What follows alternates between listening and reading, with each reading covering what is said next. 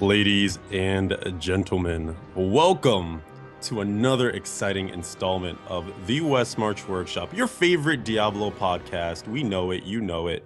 Don't be afraid to admit it. This is episode 79, season 5, something something, which is the actual title of this episode, even though I'm not sure it's supposed to be. This is crazy right now. We went on an absolutely insane bender. We're going to talk about all the awesome stuff that happened with the start of the season. Some of our speculation about early, class power, some of the things that you can be looking forward to going forward, and we are just gonna spew excitement and awesomeness because that's really the gist of what happened in our last week. So, without further ado, kick it over to my main man, Nineball. How's it going, sir? Oh, hi! How are you all doing?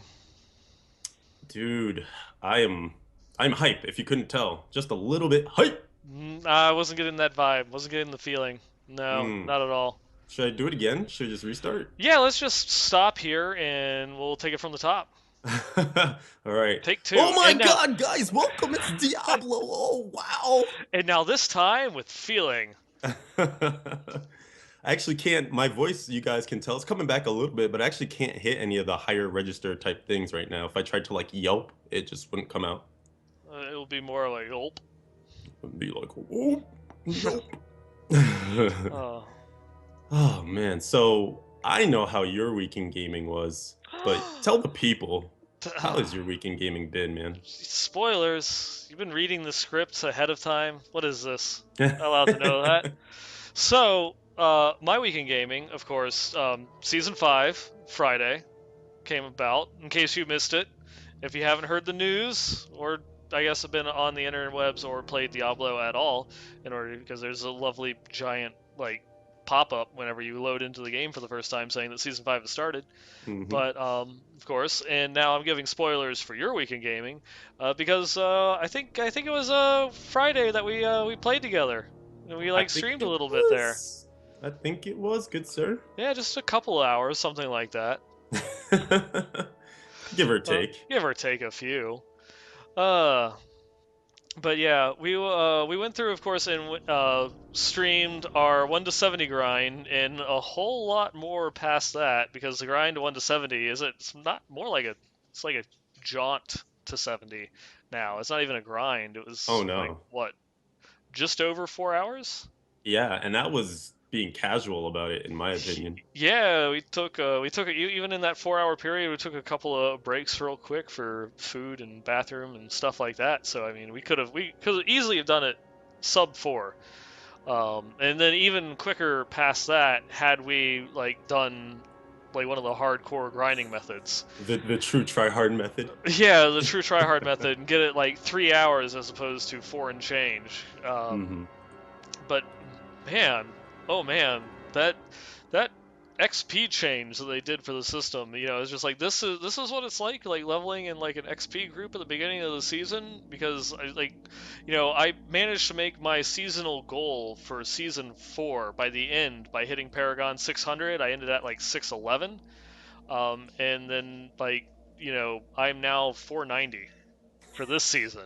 And I set like Sunday night, it was just going like so insanely well that I set a little goal for myself to try and hit 500 by the show. But the last 2 days were kind of hectic and full and such, so I didn't really have that much of a chance to play. So I only managed to get I think when we stopped playing Sunday night, I was like 450. And I've been more or less just hitting it solo since then, so I only gained like the 40-ish levels in the last 2 days for just doing a couple rifts. But it is, oh, holy crap, it is crazy.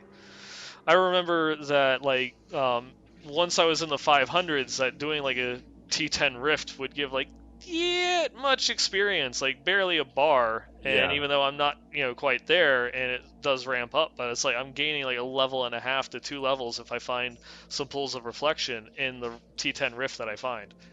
It's like it is so crazy it's how still much that cruising. they ramped up the XP. But you look at it, it's like, oh, 50%, whatever. But no, it is crikey, crikey. That's really what it feels like, all you can say at some point. Like you're going on a sentence that kind of sort of makes sense about what's happening, and then you're just like, I have to stop and just Make an Uh, exclamation. Yes, just have to stop here, period, expletive, continue.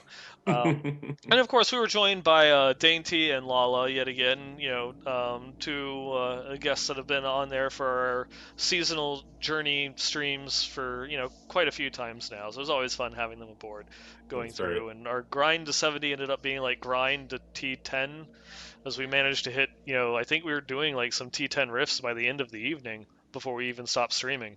I think so. Yeah, it was very accelerated. I mean, Extremely. I feel like at this point we're just doing like a joint weekend gaming because I it's know, because our weekend gaming's aligned. pretty much exactly the same. It's like we played together the entire weekend or something. I don't understand. I mean, one of Uh, the main things that I think really helped this out was, the introduction of Haedrig's gift coming in the seasonal journey.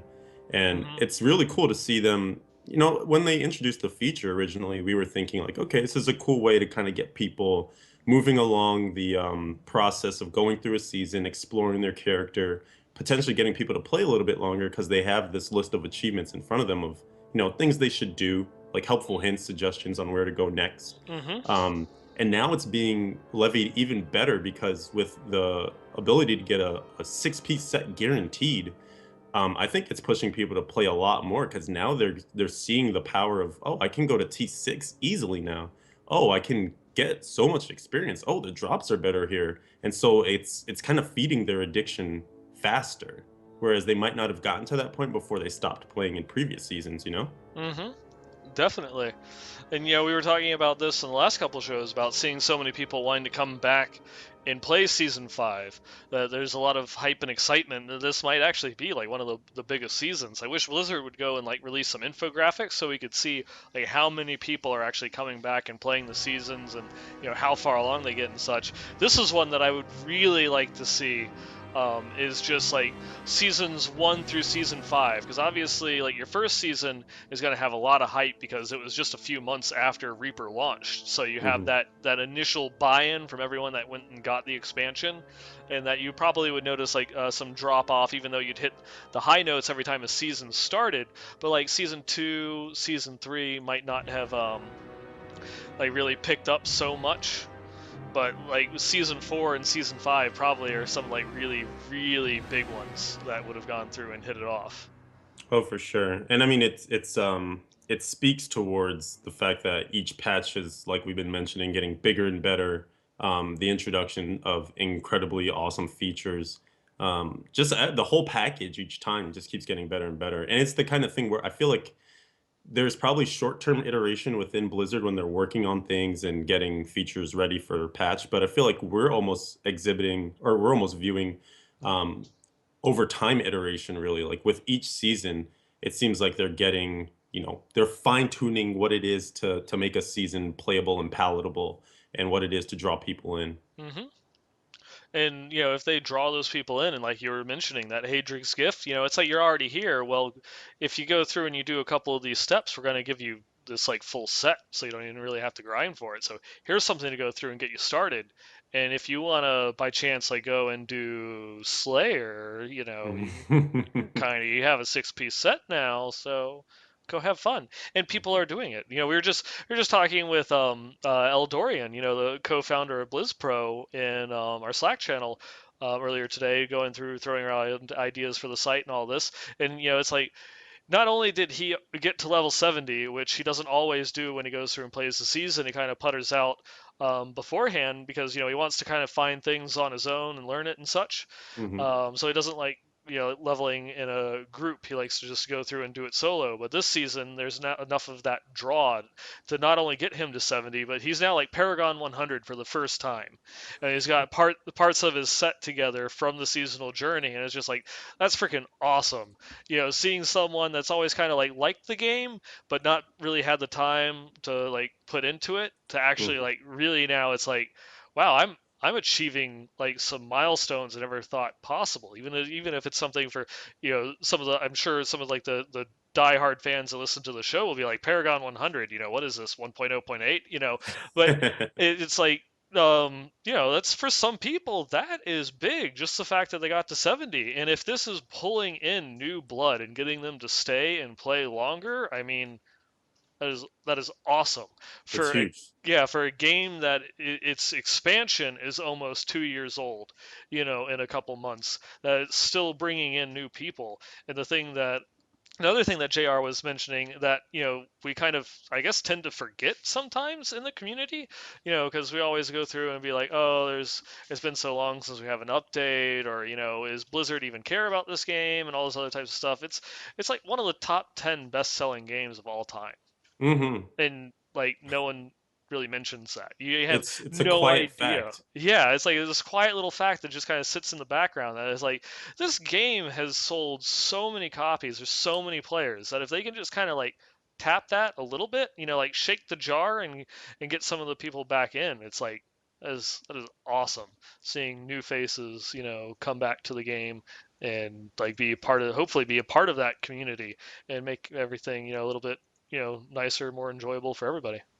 Yeah, and I feel like it's important if you consider the future of Diablo too. Like they want to have a motivation to. I mean, I'm sure no matter what, like even if they had an idea that the game would sell, or if they, didn't necessarily have exactly all the numbers benchmark that they want to hit or whatever. Regardless of that, I think it has to be very reassuring to see their numbers grow and swell when seasons come up and whatnot, to motivate them to create that next thing for Diablo. Whether it's going to be a new standalone game, whether it's the next expansion to Reaper of Souls, perhaps. Mm-hmm. Just being able to know that that community is strong and also gaining new members and stuff, to me, would, as someone working on the game, be like, all right, nice, like this is gonna already have a core audience and we're gonna be drawing in more people just because new.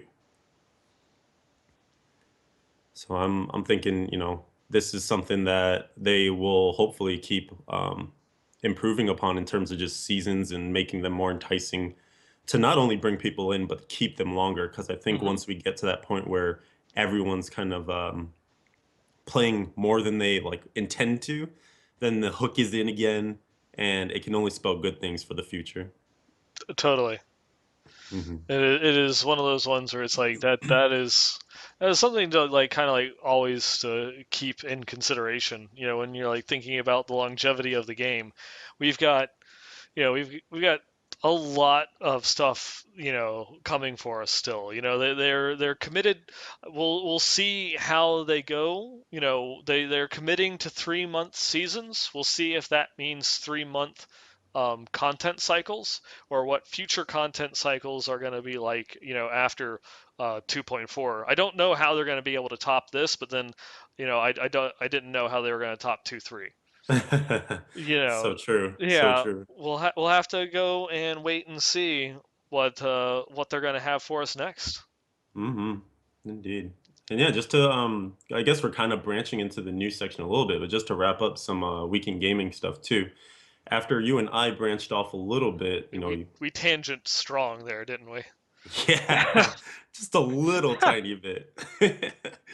Um, I just want to recap some stats because I'm super excited, and I just want to I want to put it in the annals of history that it's been 5 days basically since the season has started, and my character right now is sitting at Paragon 668.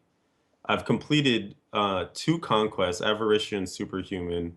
I got a Greater Rift 60 down like a couple of days ago. Unlocked the stash tab through the Conqueror part of the seasonal journey. And that's not even playing like balls to the wall. Like I've been to work. I was sick, so I wasn't doing any of my like crazy marathon streams or anything like that. Yeah, I remember season 4. You went for what, like 32 hours straight, 36 Yeah, hours straight, yeah, and something ridiculous like that. yeah, and this time, it's like we headed in at around the similar time, like around 6 o'clock in the morning or so. Yeah, and it was just miles and miles ahead. So it's, Hmm. one of their very first points here is that the power creep is real, and yeah, it is. It is. And it's that we always talk about that snowball effect, right? Like once you get going, it just keeps going. And I think again, it harkens back to that Haedrig's gift, like getting that six-piece set instantly pushes you into that higher difficulty. That higher difficulty is going to net you more legendaries, so on and so forth. So, we're seeing people already gearing up to a high degree, multiple characters. I know like Lala and the Clan, 3 Days, Dead Advocate are all like gearing either multiple builds for their classes or multiple characters already, like monks and wizards and barbarians and all sorts of stuff. So it's just Yeah. the world is your oyster in Diablo 3 right now.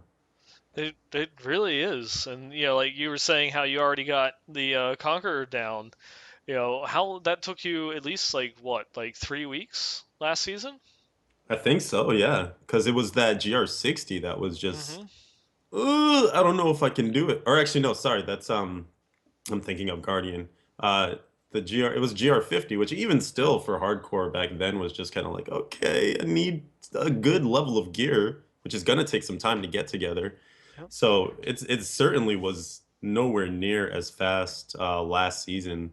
But this stuff, it just seems like, they did make some adjustments too. We should note that they took the Kanai's cube stuff out of there, so you didn't have to craft or extract like 75 powers, I think it was the last time around for Conqueror. So Mm-hmm. that speeds things up a lot because that's a lot of bounties if you think Yeah, about it. which is one of the which now it's like bounties were always kind of they're kind of a time sink that you had to do. Now compared to how quickly you can clear through rifts, like just like we chain running, like we were within 24 hours and we were just chain running Greater Rift 50s, like 4 minute clears, like Hmm. some sub 4 minute clears on Greater Rift 50 in a group, within 24 hours of the season going live, and then you have to go through and do a bounty, and it's like, oh, this takes forever, forever.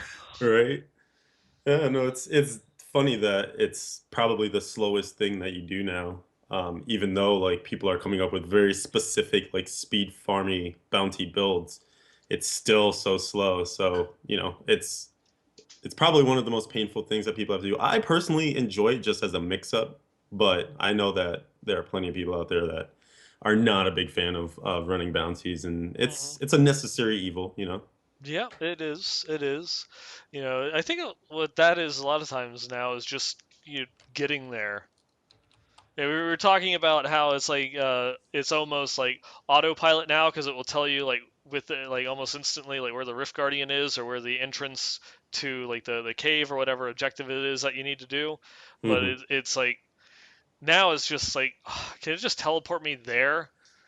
'Cause Right? it just takes so long to go and like walk over there or whatever, or vault or steed charge or whatever. Just it's so much running. Especially every time that we would like load up in an Act 3, it was like clear under bridge. Are you kidding me? All right. Oh my It's god, so that is like far away. 3 miles that way. It's gonna take me at least like a minute and a half to get there. Ah. I could be halfway done with a level 50 GR by now. The time it takes me to get out there when you put things into perspective. Right. And it is kind of funny that, they're making it easier each iteration of seasons and patches with, okay, the idiot arrow shows up nearly instantly now, and we're still gonna find different things to complain about. I feel like at least one of the upsides of bounties, they added a bunch of new ones. Hmm. And I really like the portal ones just because they mix things up a little bit. You go through and you have some different challenges in there. Like some of them you have to cleanse cursed shrines, or some of them they just throw a gauntlet of elites at you. Hmm. And obviously none of them are like super challenging, but it's something a little different. Yeah, it helps break up the monotony, or you have to like go and hunt down the shamans, or I guess the one that I kind of liked, but then again, when I finally got it the first time, I was playing Unhallowed Essence with multi-shot, so it wasn't a Mm. problem for me, but it's been an issue for a lot of people is the burrowers. Oh, I think we Yeah, have a listener email yeah, we about have a that. listener email about that one, but it's essentially whack-a-mole because the burrower pops up for just like a second and then goes back down, and you have to kill a certain number of them. So it's some of those things. But we'll save that one for the community feedback because we have an answer or a solution to the problem that you may or may not know that you have with Mhm. that bounty. And I will be the counterpoint to you saying that I got that one on PTR as an Invoker's Crusader, and I literally felt like the Benny Hill music was playing in the background as I just like kept walking up trying to hit things with my little like dagger, and then they would just go away. And I was like, Yep. okay, wait, no, okay, this way, no, Yep. oh, okay, Mhm. damn it. He got me. He got no. Ah. Uh, Oh man, truly like whack-a-mole actually. mm-hmm. The bit in the reference to the Benny Hill music is not the first time that I've heard that reference this And weekend. yes, yeah, someone. Uh, Well, I feel like I mentioned it because someone else mentioned it within our ear vicinity. Ear. yes. Oh Uh, boy, words. yeah, words they um, escape us because we just don't have words to describe how awesome this season is. Not at all. Yeah. So let's dive in a little bit to some of our points. We're kind of hitting them here and there, but at least going down the list here. So you pointed out a Greater Rift 80 hardcore solo has been cleared already? Already, we are 5 days into the season, and someone has cleared Greater Rift 80 in Like what? hardcore. It's like, are you kidding me? That's so astronomically ridiculous. Like Yep. I feel like we're still wrapping our minds around the power creep. Because I'm sure this person has some ancient items, some augments on them, some good gear or whatever. But this is not the pinnacle. This is going to go higher this season. It is. I mean, we're only 5 days in, and this stuff is happening. So who knows where it's going to take us? You know, I just don't within the know. next 3 months. I'm blown away, man. It's gonna be nuts if, we end the season and hardcore characters can do like GR 90. Thinking back to season one, characters were doing like GR 40, and that was the benchmark. It was like, ooh, you did a GR 40 hardcore? Damn, son. You good. You nice. Yeah, and now it's and now what is a greater if 40? It's like It's Torment 9. yeah, it's like I don't even nine. I don't even bother with who does. I guess there is some use of doing like a GR40 that's just because you don't want to pay as much for empowering rifts when you're doing leveling up your gyms. Yeah, true. Gold conservation. Yep, yep. Someone needs to come up, by the way, just small tangent, but someone needs to come up with best practices for gold use in leveling up gems. Because I feel like I knew that, but I really wasn't thinking about it. And I was leveling up like level one gems in like our GR 50s, empowering every time. But that clearly is not a good use of my gold.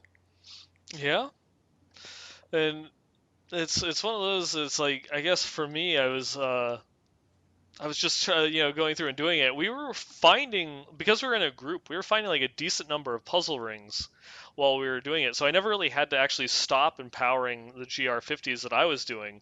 Hmm. Um, so that worked out for me, but I could see how as a solo player it would drain funds quickly because I would go from like 600, 600 million down to like 300 million.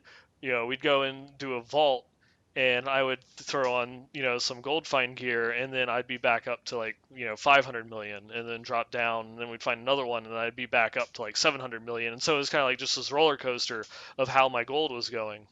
Yeah, it's like a little And oscillation. yeah, or going through and finding like a when we would go back into the regular rifts and just always making sure that I went back and equipped the boon of the hoarder, and just gold hasn't really been so much of an issue, to be honest, because you get almost as much gold running the rifts to find the keys as you would empowering them. Now, I'm sure that's going to be different once you start going above GR50, since the gold costs kind of scale, almost exponentially. That Yeah. once you start doing like, if you can't, you probably wouldn't be able to maintain that with like GR60 or 70.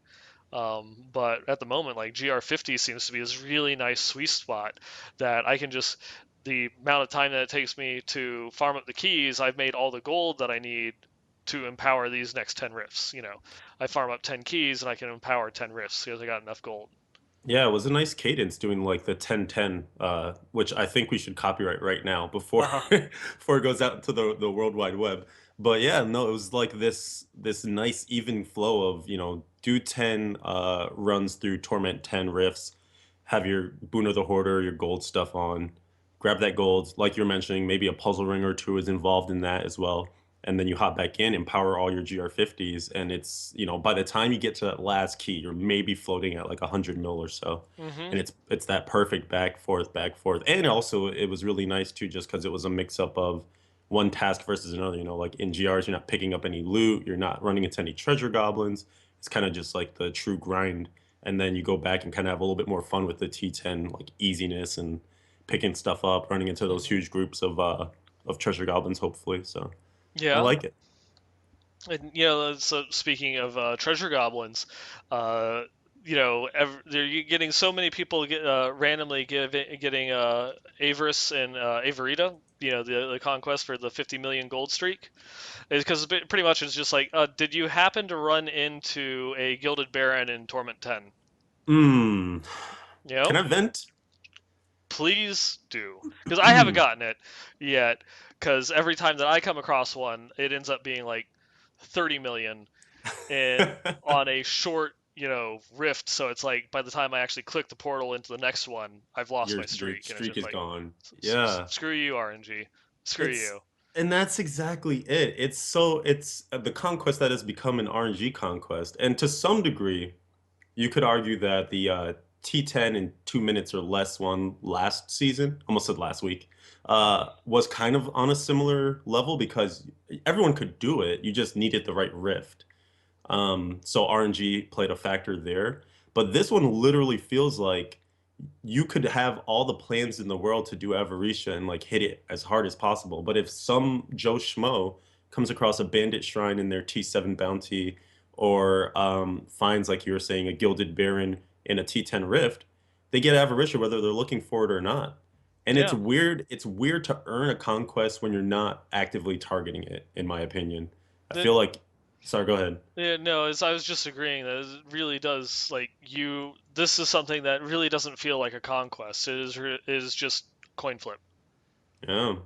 Yeah, and we were talking about it when some of the conquests were being revealed for this season and wondering, will that amount needed go up?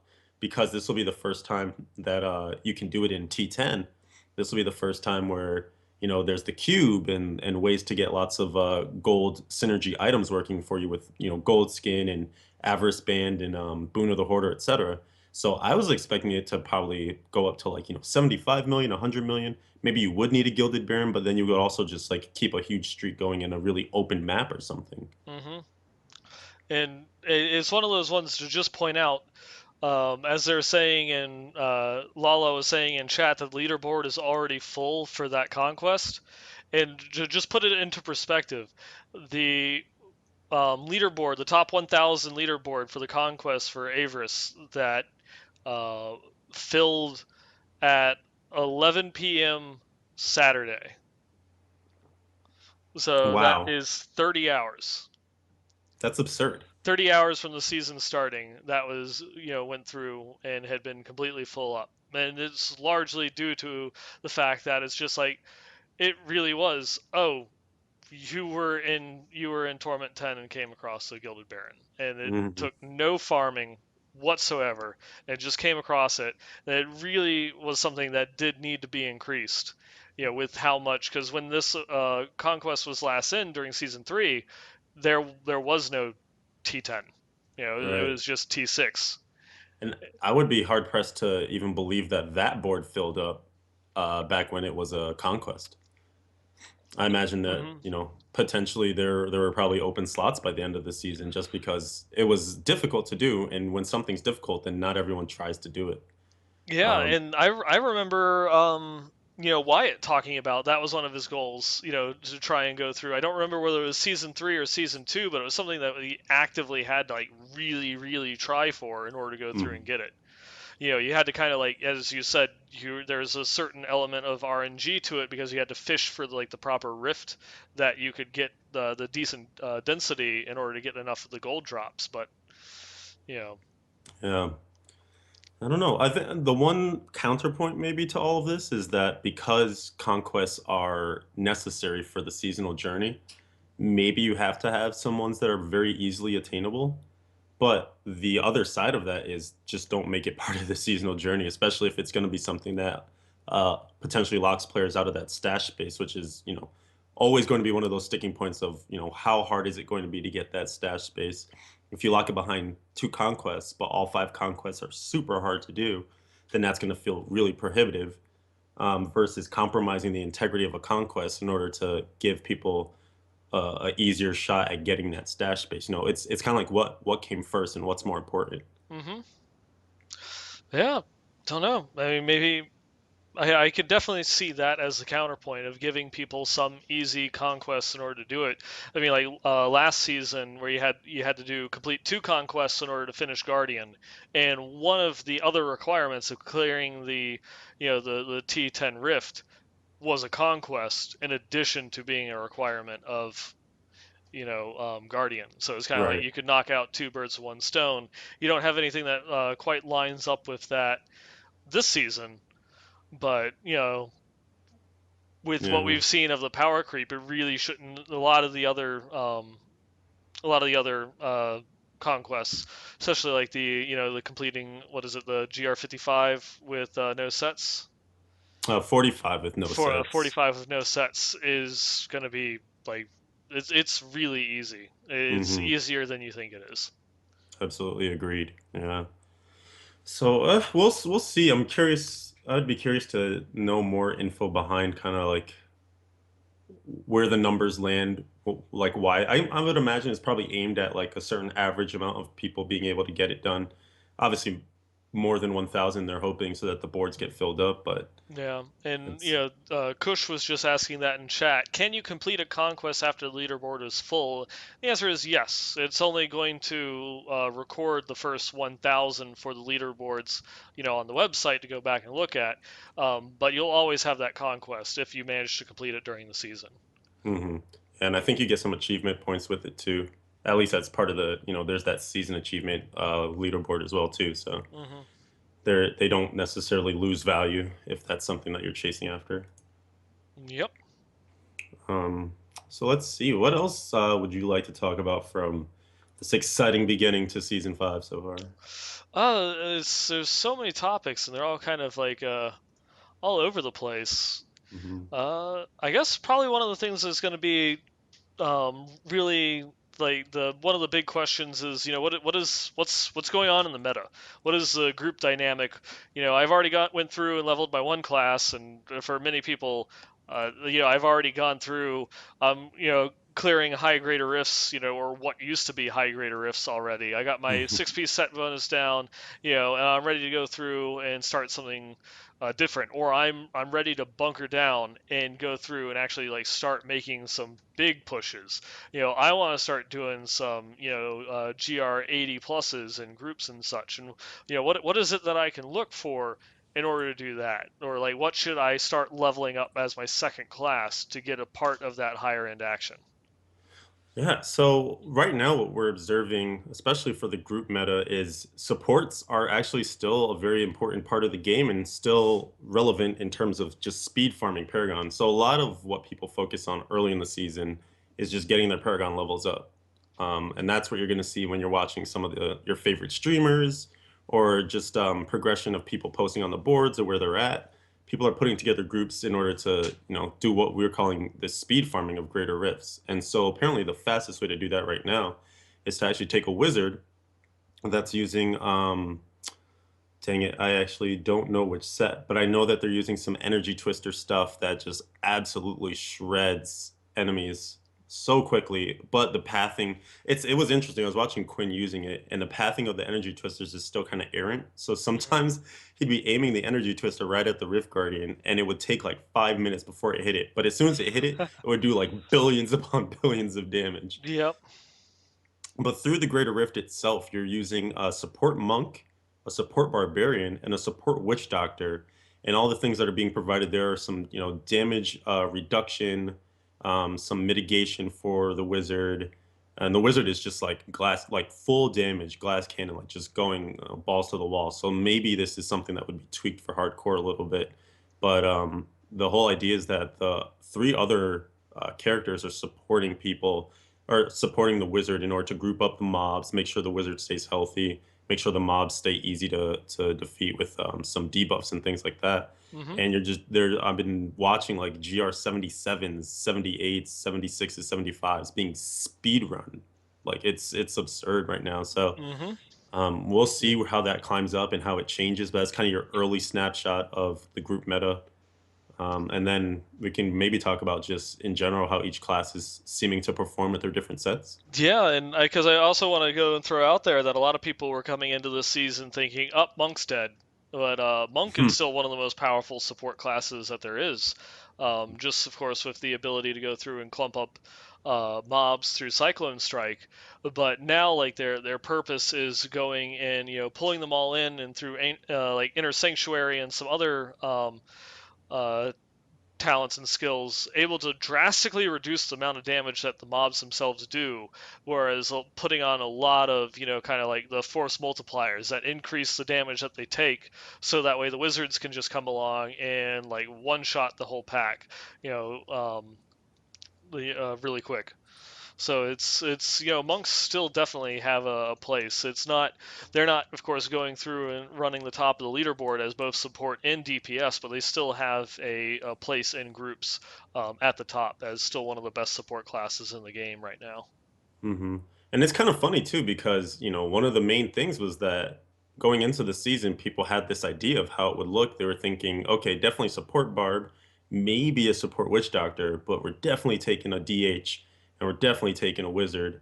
And those are going to be like the DPS slots. And then I can't believe that it gets to the point. It almost reminds me of when we were talking about some of the late developments in season four, where just ended up being the static charge monk, and then a whole bunch of supports for that too to proc Hmm. the static charge stuff. And we're almost at that again, where it's just like one class can be so powerful, can have such a powerful spec. And actually, some of the people in chat are helping us out here too, noting that it's potentially Delsier's magnum opus that people are using for this. I know DMO is actually a really strong set just in general for wizards, which we'll get into in a little bit. Hmm. With Ransler's Folly there, but there's also potentially a Legacy of Nightmare build, and that's something that's shaking things up too. It's incredible to see, people really climbing those leaderboards without sets at all, Yeah. and there's still so much more to discover there. Yeah, Legacy of Nightmares is probably going to be pulling some shifts and some, weird offshoot builds throughout the entirety of the season where it's like, oh no, this is the best. Oh, but we just found this interaction because you don't have that set six pieces from your set. I said set a lot in that sentence, but you have any number of configurations that you can do, and eventually they're going to find some like, well, if I equip this with that, well, with this and that passive, and then I've got that with this skill, and then there's a little like supernova going off here that kills everything on the screen. I'm sure that we'll continue to see a lot of innovation and iterations coming from Legacy of Nightmares for all the classes, for probably the entire season all the way up until the end. Yeah, I was just gonna try and put a number on it too, but I think you're right. Like maybe halfway through the season, more we're gonna see some new builds emerge, and just the fact that there are a couple of different tasks within the game too, we'll see probably some different versions of builds that use different setups as well too. So we're looking at like, this is your bounty build, and maybe there's some version of that right now. But then someone's like, oh, well, using Legacy of Nightmares, you can use this version of it, maybe a small tweak or something. But as people get into more ancient pieces and really start to experiment, the sky's again, it comes back to that whole like the sky's the limit, the world is your oyster. Like there's going to be Hmm. so many different combos to throw together, especially with T10 being like no longer a huge benchmark. I feel like it is kind of the sandbox now where you can just do anything really. Like you just play around with a whole bunch of different setups and sets. And I was listening to, I want to say it was Blind in Discord talking to Lala about a Legacy of Nightmares setup that he is really excited about getting together, basing it all on the Monk and some Lightning stuff. And Hmm. it's not anything that's, there's no like popular guide for it on Diablo fans. There's no nothing. It's just a thing he wants to do. And to think that he can put that together and probably be successful within T10 with it is just like it's a cool place for the game to be at. Definitely. Oh, yeah. Do you want to actually like go through and like touch on specific builds for like all the classes that are being used like right now, or At like least how do you want to tackle it? At least just a general overview, kind of like what we've been seeing when grouping with other people, or even, I mean, we can start with our own two classes that we've been mainly playing just to Hmm. talk about how we feel the sets have been operating in the field. Yeah. All right. Well, I'll give the floor to you, good sir. All right, so Crusader stuff right now is Invokers is reigning well over everything else. Between Legacy and Nightmares, so we're actually seeing some of those Legacy and Nightmares builds suss themselves out for Crusaders already. Probably the most popular spec and the spec that's topping the leaderboards, thanks to Al Kaiser, is Legacy and Nightmares Bombardment build that utilizes being on the Steed charge quite a bit, like almost permanent uptime on it, and just letting the bombardments kind of take care of all the monsters as you gather them up. It's a little hokey, if you ask me. That's just kind of my personal opinion on it, but it certainly is a very powerful spec. There's also just straight up invokers, so using the actual set. And right now, my biggest kind of criticisms of it are Hmm. that it's really, really good in terms of being safe. Like you feel like when we're doing our speed farming and stuff, I'm just standing wherever I want. Like there could be stuff on the ground, there could be molten explosions about to go off, and I see everyone scatter, and I'm just standing there like, I'm just gonna keep Eh, DPSing. eh. I don't really have to move. Like there's just so much safety. There's so much defense inherently in the set, which is awesome. And coupled with that, you still put out some pretty solid DPS. The one thing that does suck is that it's not a very large AOE. Hmm. So, this is something that maybe if I toss the mic to you and you can actually talk about shadows, but it's really a thing where, especially if you're using hack, you shine in the single target because you're applying so much thorns damage on the target that you're attacking. It almost incentivizes you to just really attack the elites and kind of move on. So that's a little bit of what we've been employing in our rifts too. But when you have other characters like some of the barb stuff, which we'll get into in just a second, kind of have people that take care of the AoE for you. So you almost become like a sub role within the group of, all right, I know that my job is to just like, I see the yellow elite, I just, single target that thing down and we're going to move on. Hmm. And going through and talking about single target damage with the demon hunters, obviously the new hotness and what you get from your seasonal journey, the shadows set, um, is like melee quotation finger quotations air quotations thingies, because it's you use a melee weapon, but it is not a melee build at all. It is definitely still a ranged build Mhm. that you're going through and playing with. Um, that you go through and you get it and it feels so weird because you're almost clearing the rift like one mob at a time.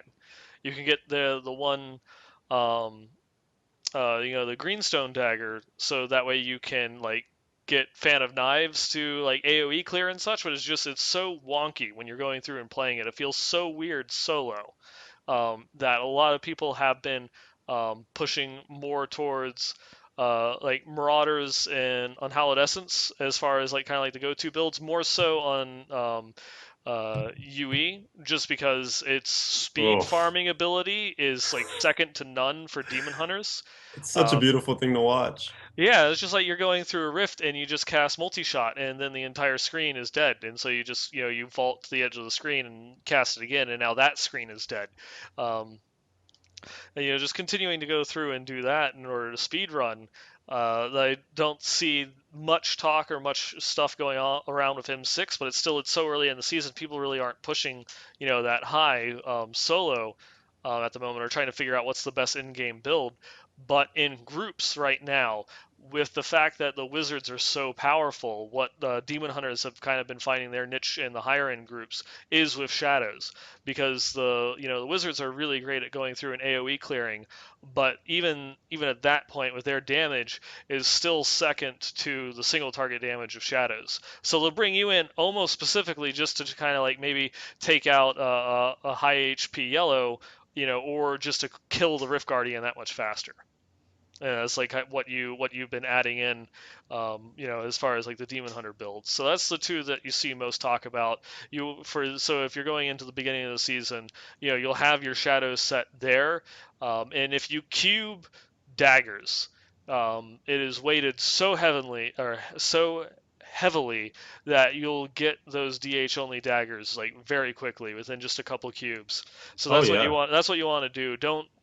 Don't try and rely on RNG or trying to gamble for a one-handed weapon. Just use Kanai's Cube. Just grab, like 50 or 75 Death's Breaths and put those first ones that you get into Kanai's Cube in order to get yourself a decent melee weapon to continue to run with shadows after you hit 70. Um, and that will go through and have you set for kind of like group play.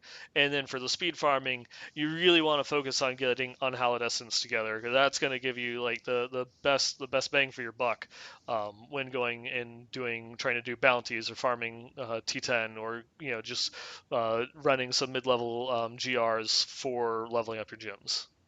absolutely. Um, Mhm. just observing from my side of the screen, like it was ridiculous when you first got the shadow set.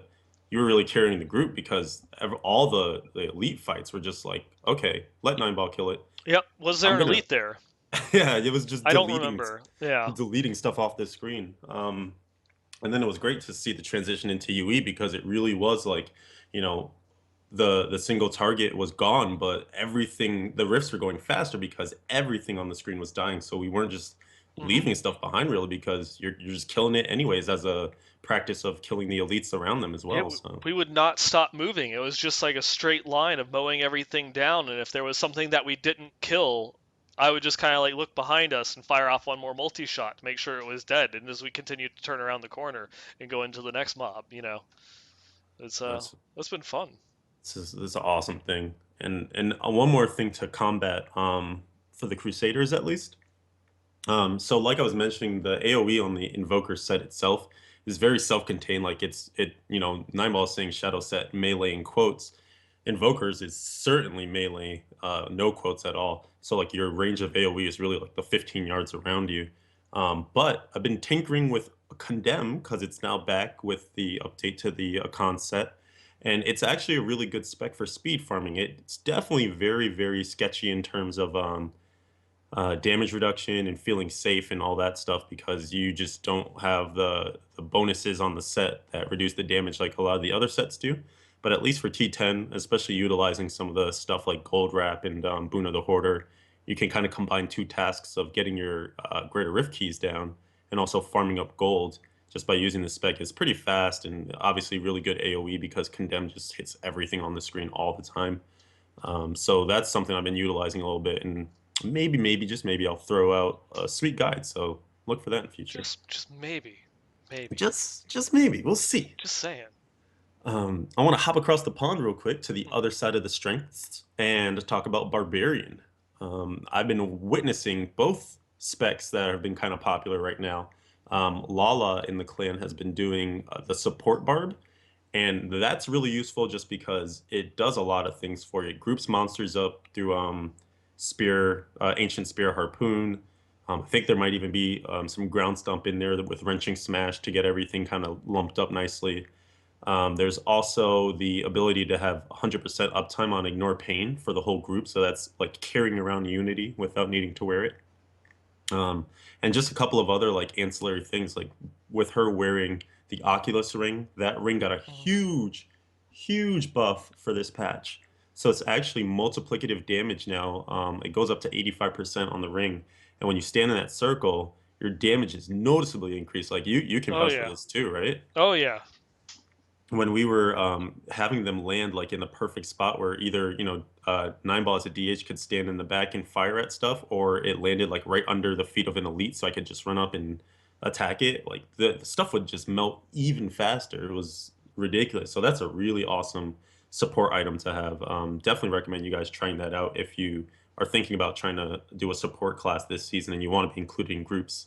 It's easily a good way to go with the barb. I would have to say that it is worth someone in your group to be using the Oculus Ring if you're going through and doing group play. For solo, whether you're using um, what is it, the Endless Walk, or Focus and Restraint, it might not be worthwhile for you depending on what you need to do. But definitely in group play, it has to be used.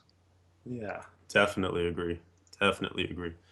And then I guess we'll talk about all the flavors of the month because of the seasonal journey. But so for the Barbs, they got their Might of the Earth set through the seasonal journey, and it's pretty. It was one of the sets when I tested it at BlizzCon. I wasn't too enamored with because it felt kind of weird as a playstyle to get used to. But now that I'm seeing it in action, 3 days in the clan has been utilizing it mainly, and also playing with Phoenix, seeing his as well. He had like a cold version going, which looked really cool. It's actually a really good spec for groups because since they're doing so many leaps, and since the leaps gather up monsters, it's actually another way for the screen to kind of be gobbled up and get all the monsters into one nice tight pack so you can mow it all down with AoE. It's actually it's kind of cool. It almost reminds me of like having the pull monk, but you also have DPS coming out of it because they put out serious damage. It's an Mhm. earthquake every time that they leap. It's an avalanche every time. You're getting that from your shouts as well. So it seems to be a really safe spec too, according to both Lala and 3 Days, because they both have their DPS versions of it. But I guess there's also a ring now where after you cast, I want to say ground stomp and some Mhm. other skills too, you get like a 60% damage reduction for 8 seconds. So there's a lot of ability to just gain crazy damage reduction. So it's cool. It's good to see. Oh yeah. And while we're going through and talking about supports, on the other side of the dexterity spectrum, Hmm. the monks. This one was kind of the surprise going into the season that people weren't expecting monks to really be viable after all of the nerfs to the support monk from the last season, which was all about life regen and keeping the party alive. That damage reduction doesn't really matter, survivability doesn't really matter as long as you can as long as you don't get one shot, you're immediately going to go back up to full health.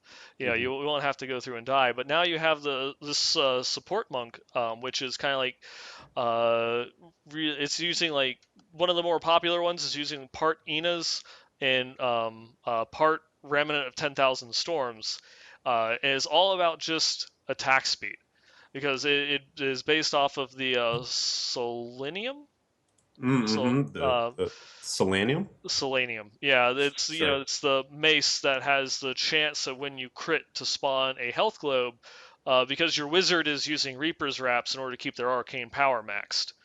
And so you're equipping the Istvan's paired blades, which has a stacking attack speed increase, Gogok of swiftness, the two-piece remnant of 10,000 storms, which gives you another 25% attack speed increase. As you can see, this where this is going, just insane amounts of attack speed to try and get as many crits as you possibly can, to spawn as many health globes as you possibly can, to feed your wizard so that way they can kill things. Oh.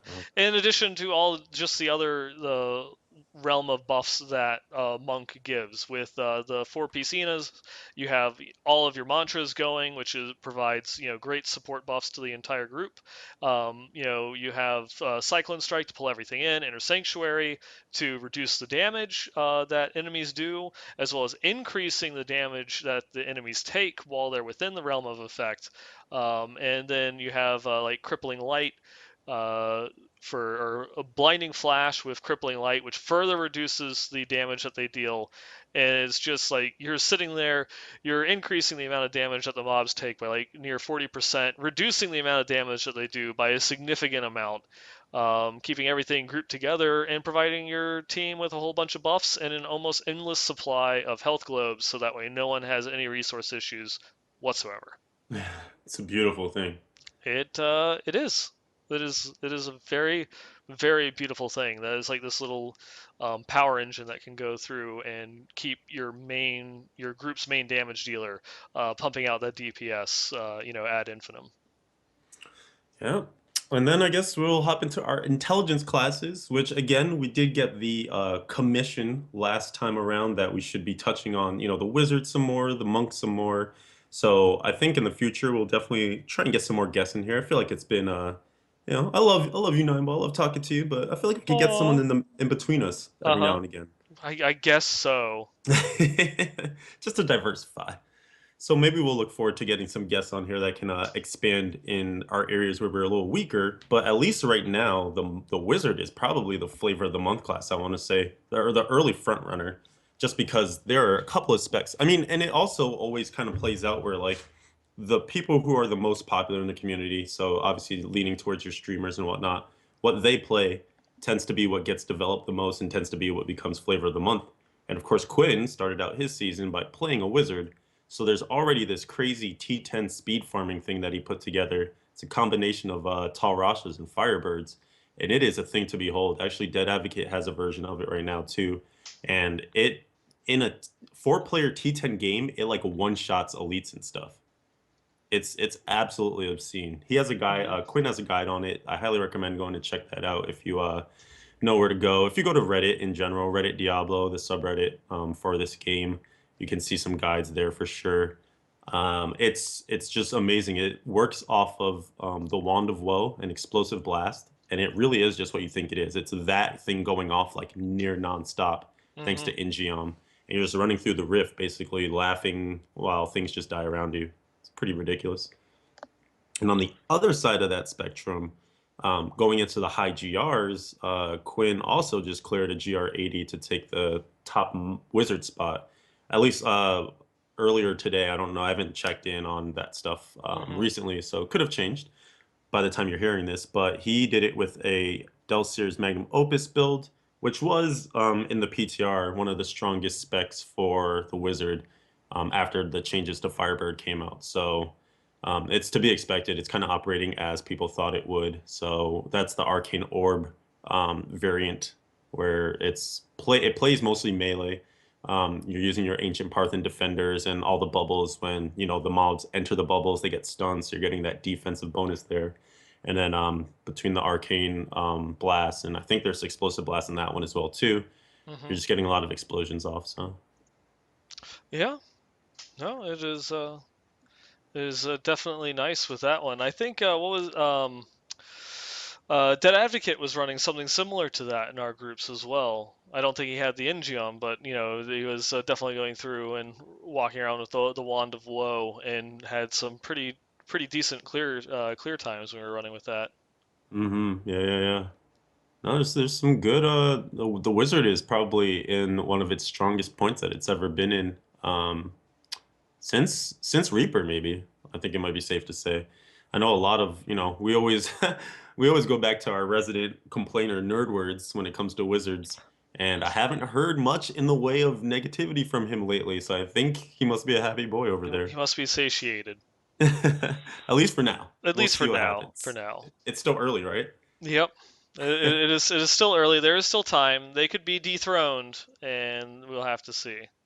hmm How about those crazy little witch doctors? What do you know about what's going on over there? I'm not quite sure what some of the support builds for the Witch Doctor are at the moment. I haven't started taking a look at them so much because I haven't started my Witch Doctor yet. I know at least as far as like solo playing, Jade is kind of like the best that there is for sets, though that there is some Legacy of Nightmares fire bats that are going through and flying around there.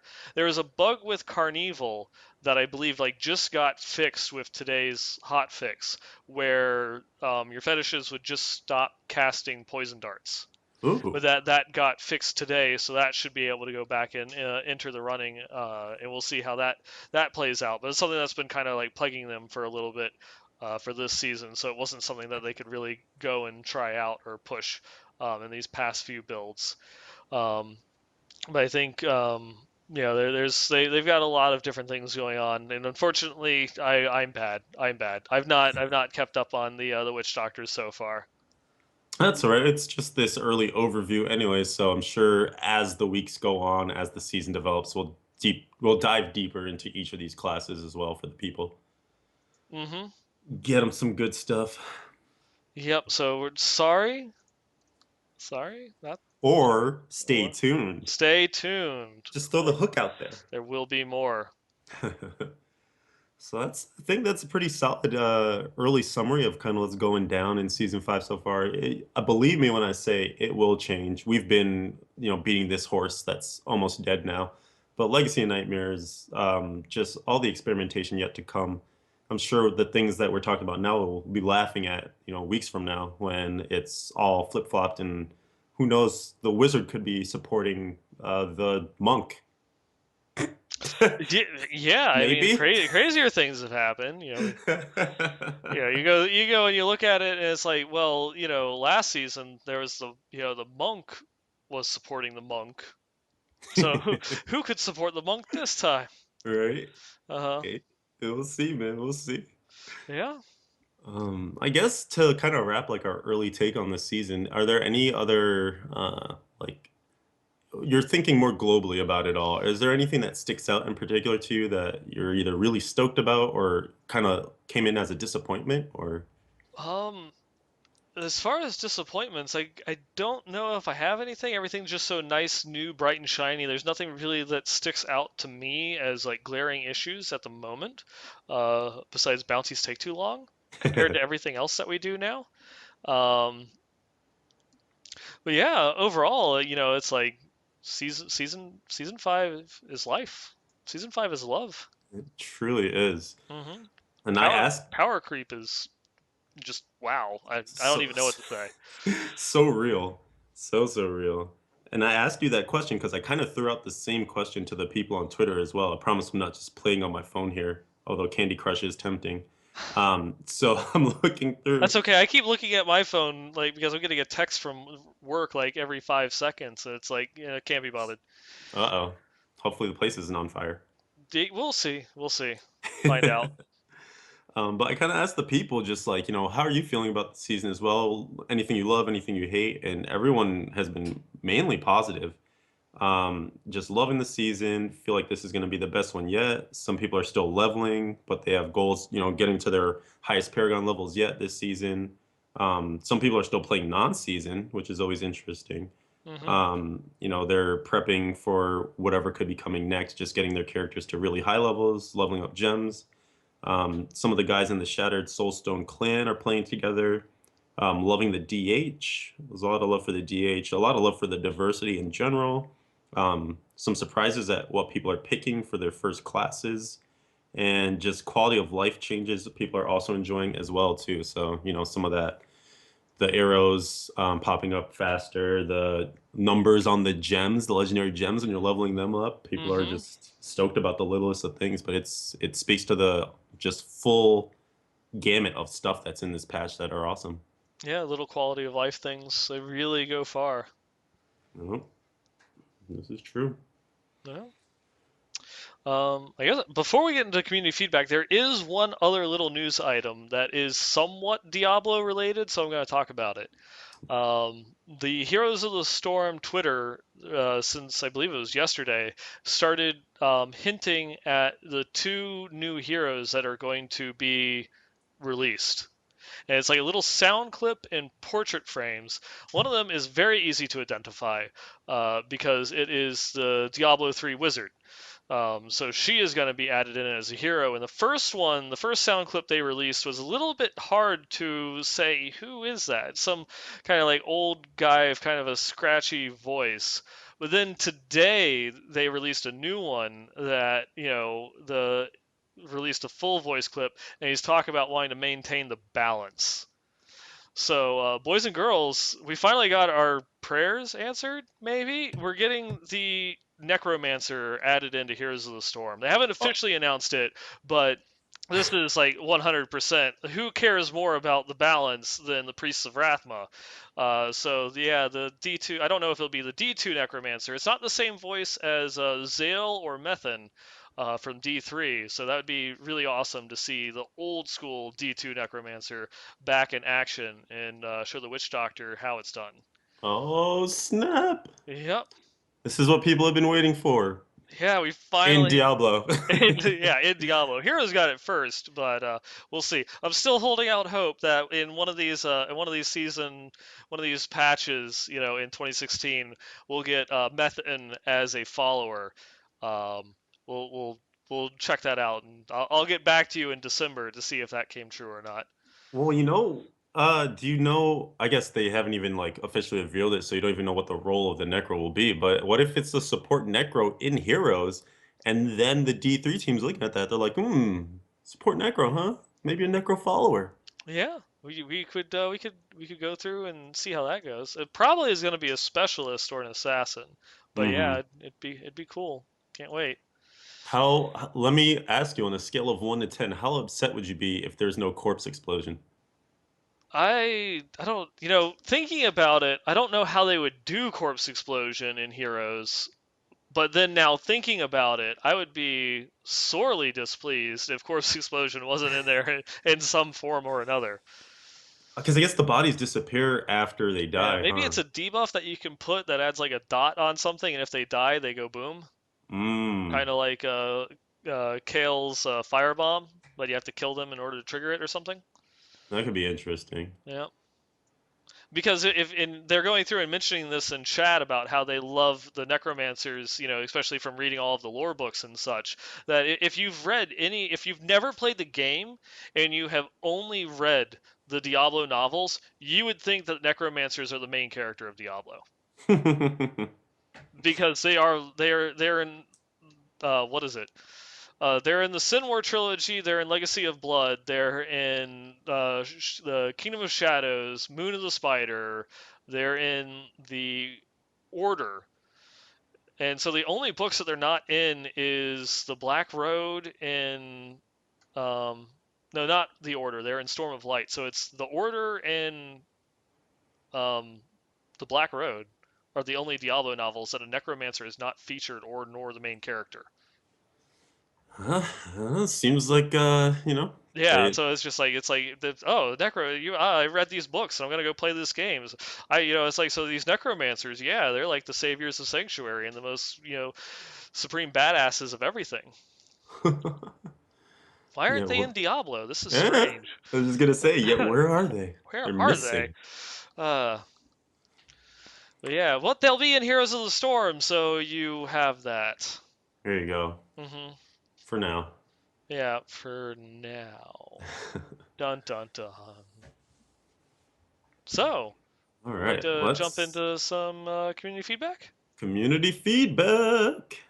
All right, we'll go through and start this one. There's a couple episodes that we asked for people to go through and give us like their year in review, and we still have a couple emails, kind of going and floating in with people going through and talking about, their thoughts and feelings and some of their favorite aspects, like the prior year and such. This one actually comes in from our good friend Lala. She wanted to go through as she usually does. She has a book for us to go through and read.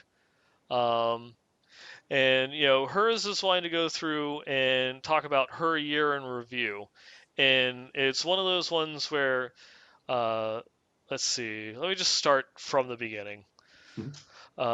As you know, I've been in upstate New York for the last couple of weeks, and while the internet there is better than it used to be for the winter, it still isn't the best for watching streams or even YouTube if I'm doing anything else online. I also started my trip earlier than I originally planned on because my baby sister and her husband were having a gender reveal party for the child that's due in May. Spoilers, it's a girl. Grace is going to most likely be her name. And anyway, the point that she wanted to do is she's been behind on the Westmarch Workshop episodes, and so that's why she's giving us our year in review now. Um, but BlizzCon was definitely the highlight for her for a few reasons. One of them was it was kind of like a 2 year journey. 2 years ago, she made her first trip, kind of cross country, stopping by and seeing friends, in Texas, and then stopping in Nashville. So that way, and that kind of like month-long trip, she also went through and just visited some guild members of the Miskatonic University, which she says that if you don't get the guild name reference, I have her permission to slap you. Uh, well, bring it on, bro. It's Right here. Lovecraft, so gonna go through and get you with that one. Ow! Um, there, took a delay. You know It had to that travel it up. had to travel across TCP/IP, so I forgive you. Um, but in the summer of 2015, when she went upstate New York for her oldest nephew's graduation party, I took the trip to Long Island to stay with a friend and his wife, and made the number of visiting her guildmates 6 out of 7. And then that brings her to BlizzCon. Besides the awesomeness of being able to go to her first BlizzCon ever and meeting all of us, it also rounded out the mainstays of the guild by meeting the last one. So she became full 7 of 7 of meeting all of the mainstays of her WoW guild. through BlizzCon. And the one thing that she wishes that she had done at BlizzCon was get Jennifer Hale's autograph. She watched her in the panel of the voice actors, but was feeling quite anxious afterwards and had to go to an area where she felt she was able to breathe again. Um, but she's her all-time favorite voice actor, mostly due to her role as Commander Shepard in Mass Effect. To the point that her character in Star Wars Online is a trooper just because Jennifer Hale does the voice for that particular character. She loved being able to see her and hear her, even without being able to get the autograph. Um, she did, of course, go through and play a lot of Diablo this year. Finally reached her end of season goal, or she finally reached my end of season goal I had for every season, that being for the last few hours of the season, to kill off her character while pushing her limits. This actually really helped her seasonal rollover when she had an hour left and died. So it helped clean out the stash. Killing off the healing monk for the Fallen Heroes tab, was able to clean 2 mules that she had, delete them, so I wasn't stuck with a whole lot of stuff in the mail when we had the seasonal rollover. And then a little bit of feedback that she had in addition to that was that she also wanted to chime in that she fully agrees with you that if you didn't think that skills and power were tied to items, we're kind of going back to like kind of Quinn's criticism of the itemization system from a month ago, Hmm. that you really weren't paying attention to what was going on, that the items still dictated what skills and kind of what runes it was that you were going to use for the particular builds, and that trying to bake that damage into the base skill instead of the item would just be like levels of power creep that we would even think is obscene now, even from like the jump from season 4 into season 5.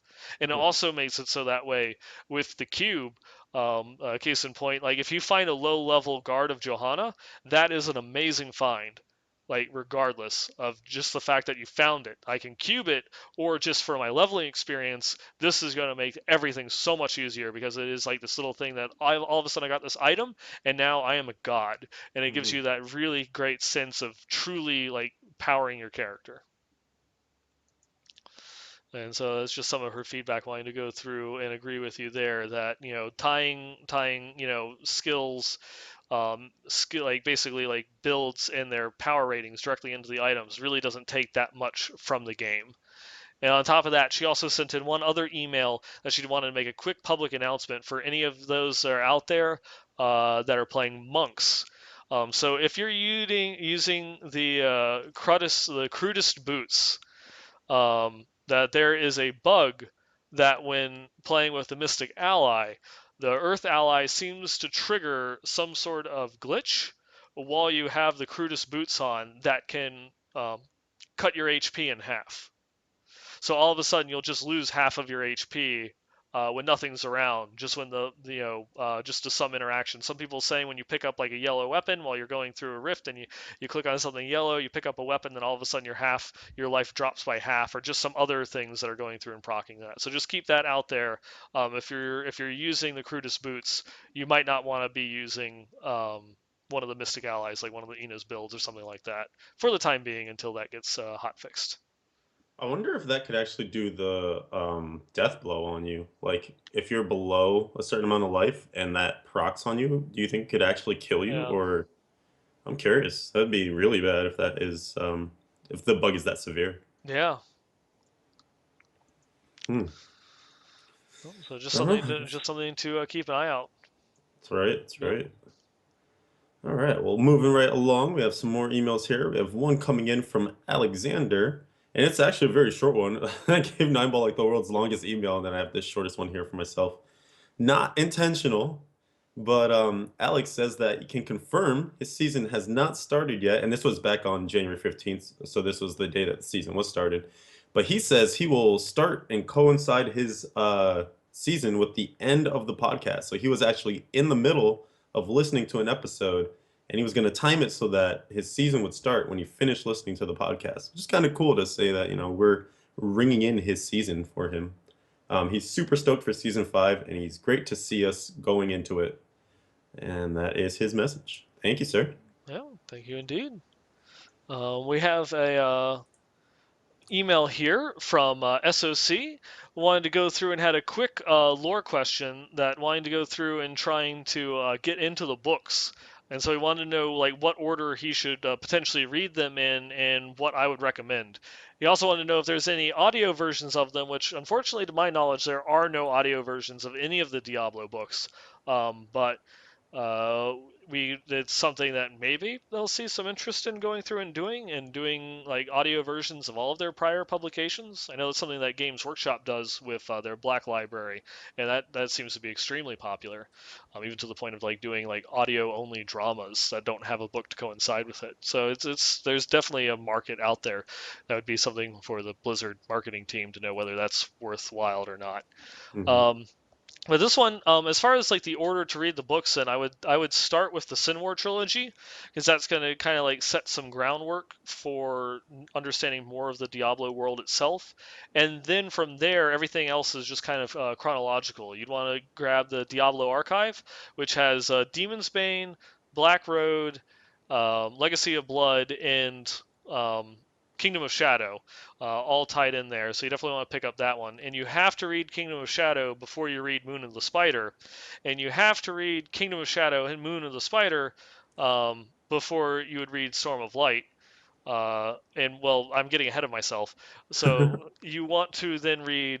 So it's Sin War Trilogy, Diablo Archive, Moon of the Spider, The Order, which takes place shortly before Diablo 3, and then Storm of Light, which takes place immediately before Reaper of Souls. Like, immediately. Like, we're talking, like, an hour or so before the opening cinematic of Reaper of Souls. So that's something that you definitely need to go through and do. And apparently I am wrong, but the order is available in audiobook. Thank you, Dainty, for going through and correcting us. Oh, there you go. Yeah. But yeah, so that is the order that you would want to go through and read them. And you definitely need to read Kingdom of Shadow before Moon of the Spider and read both of those books before you read Storm of Light. You actually need to read everything else before Storm of Light to get the full effect of Storm of Light. So, whatever order you want to read the other ones in, just make sure that Storm of Light is last. And Moon of the Spider follows Kingdom of Shadow. And And then the also for Storm of Light, you kind of need to read the Diablo 3 comic, the little 10 issue miniseries comic that they put out a couple years ago. damn, there it is. And Super then conclusive. super conclusive Do you have and a favorite amongst roundabout. those? I feel like I've asked you this before. It's really hard to say. I want to say that like beforehand, Moon of the Spider was one of my favorite, not just like Diablo novels, but it's just one of my favorite novels to go through and read. It's a nice, quick, easy read. I Mhm. love Zale the Necromancer. The Order made you feel like you were like in the Diablo universe when you were going through and reading it. It was like absolutely amazing. And Storm of Light was just awesome because being a fan of lore, seeing all these characters from across multiple different novels and such all come together into like one book, it's like the Justice League of Diablo. So that had, really big thing going for it. But yeah, I want to say probably it'd come down to like The Order or Moon of the Spider as my favorite of the novels.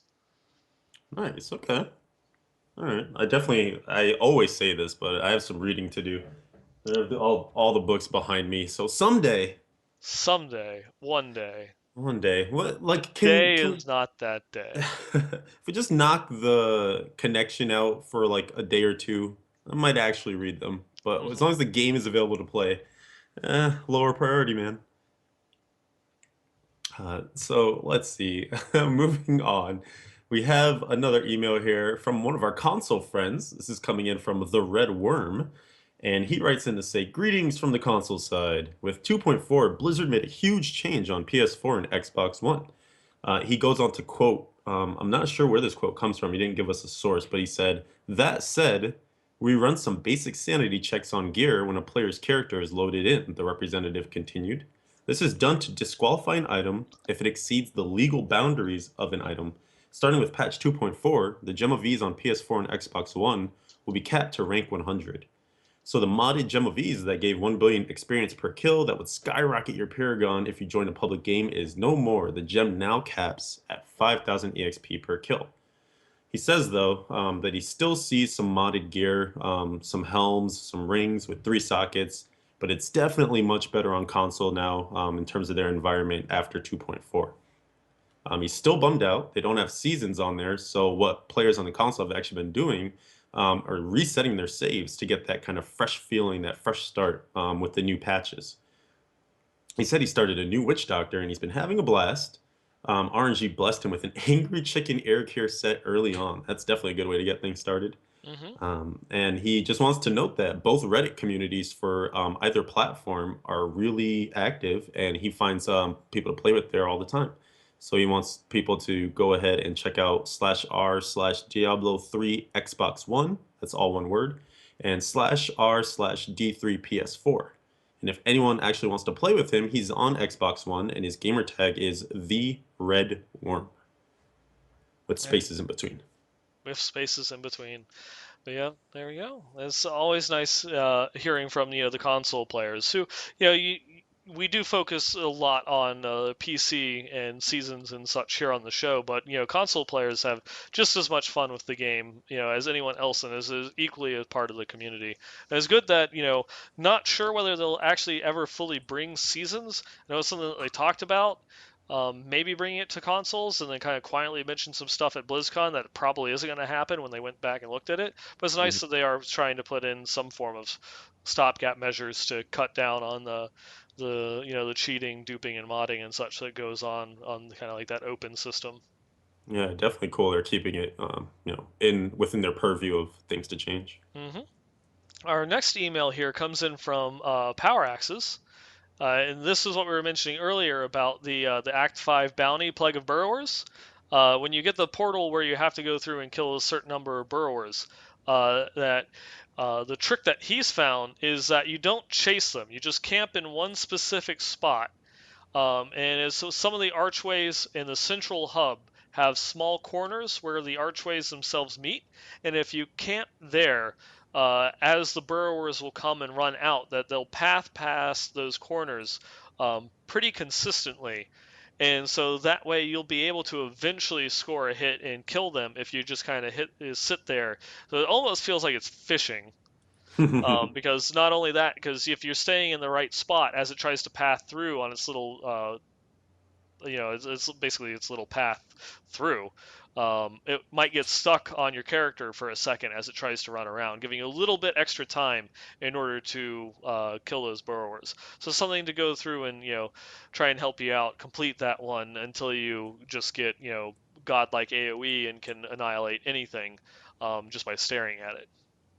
Yeah, definitely nice to have some tactics for that because I think it's probably one of the most complained about Hmm. conquest bounties on that first couple of nights when your chat is just going wild. The clan is super active. People are just like, oh, these burrowers, what the f? And I had already switched to Unhallowed Essence by that time, so by the time I actually had gotten to do that bounty, I had already completed it until I had realized, wait, this is the one that everyone's complaining about. But that was just because it's like, I'll just pick a corner and then just spam multi-shot, and it just covers the entire screen, and as they come out, they just die instantly. And I was just like, okay, all right, that was That's easy. easy. I don't see Yeah. what everyone was having a problem with this. Hee hee hee, troll face. Sorry, not Um, sorry, huh? Sorry, not sorry. Play This Demon Hunter. this guy. This guy. You're gonna get a new hashtag now. Hashtag blame DH.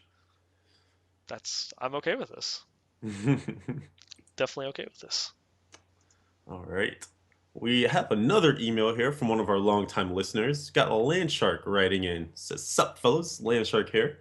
This is going to be a longer one than usual. First, Uh-oh. I got a long one here too for myself. I didn't just give them all to you, even though I could have. You, I you, did. you could have. Such a You nice would have been. guy. What a dick! To keep it going. Well, we have a new catchphrase, everybody, just in case you weren't in the Discord chat. Just feel And free to, at any point in time, when someone mentions something, just yell out, "What a dick!"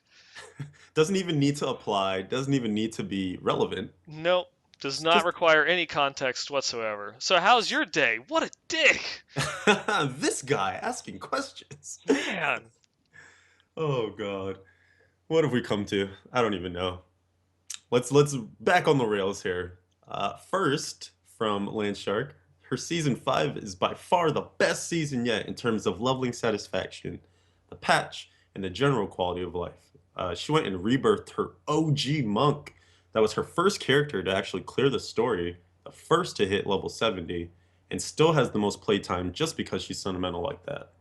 The week after she talked about her white whale item, within the first 10 weapon drops she got post 70, boom, Fist of Aztarask. Easy. She says she's still having too much fun with the Sun Wuko set though, so she hasn't even used it yet. But she does give a shout out and thanks to RNGesus. It's looking out. Um, she loves the Sun Wuko build, even though it's not the top tier powerhouse or whatever. It harkens back to one of the builds that she originally crafted for her monk. So the nostalgia is right there for her. Her husband is playing a DH. Shout Ooh, good outs. choice. Good choice.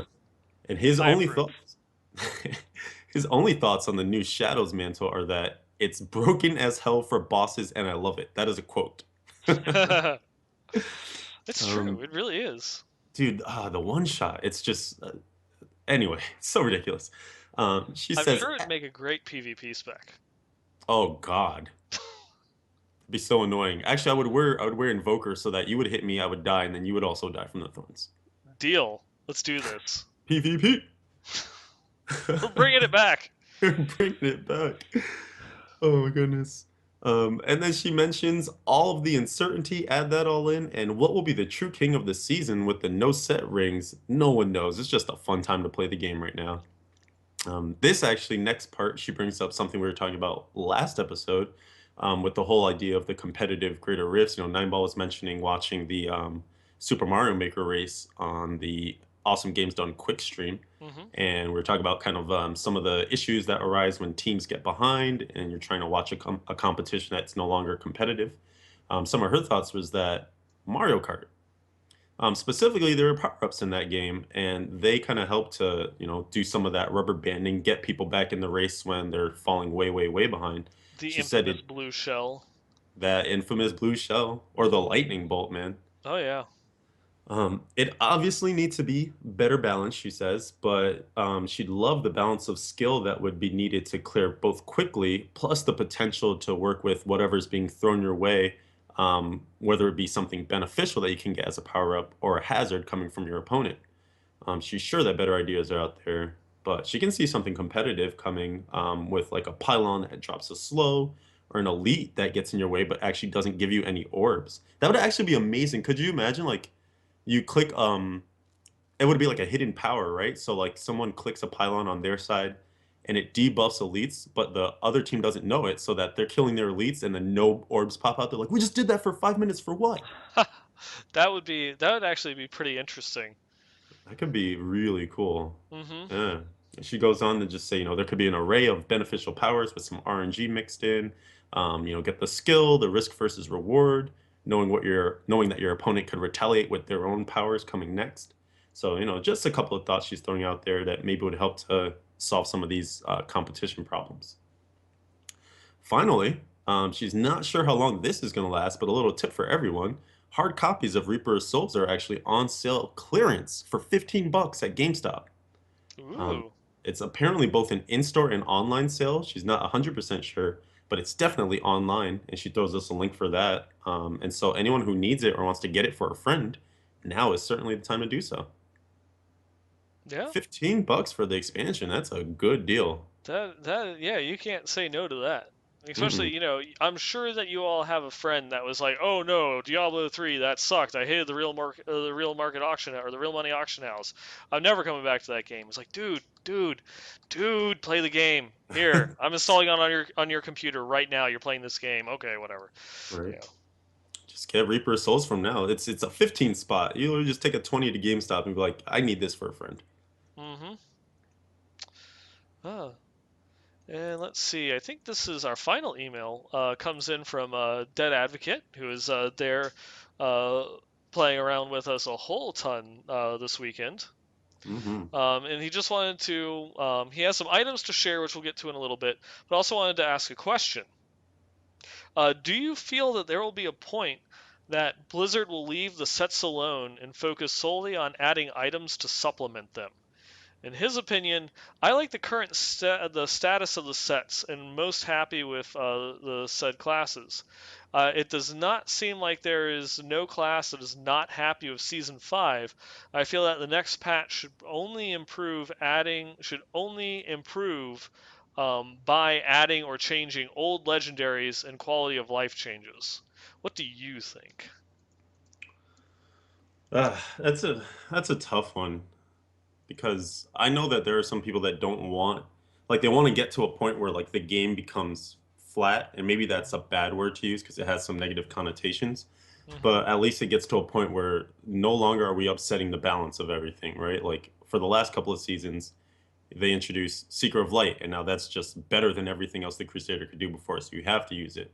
They introduce, UE, and now that's the best. Or actually, I guess that's probably a bad example because then Nats actually ended up being better. Anyways, they just kind of upset the balance here and there. They add a couple of things, they change a couple of things, and now something is a little bit better. I feel like this season, at the very least, and it's still very early, so we don't know, but they're getting closer towards that diversity, at least between the classes. All the classes seem very close. There's no real bad choice for class, really. So, I mean, I we'll have to see what the next patch brings, right? Yeah, we will have to go through and see what comes with that.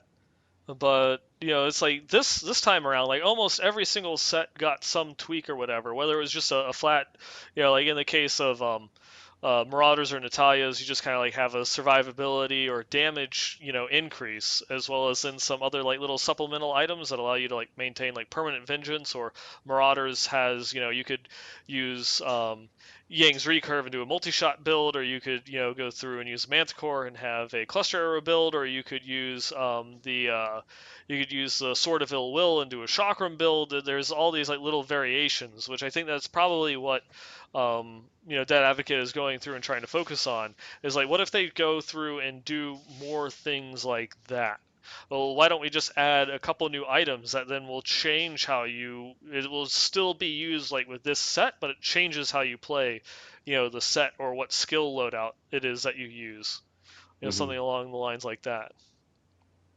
Yeah, I think that probably should be a place that he gets to, and then I guess it's just going to depend on like how long you want to play that game, right? Like at some point, something needs to be refreshed, and I don't know if it's just the like at what point does the allure of just starting fresh with a new season with necessarily no major or new content keep drawing you in?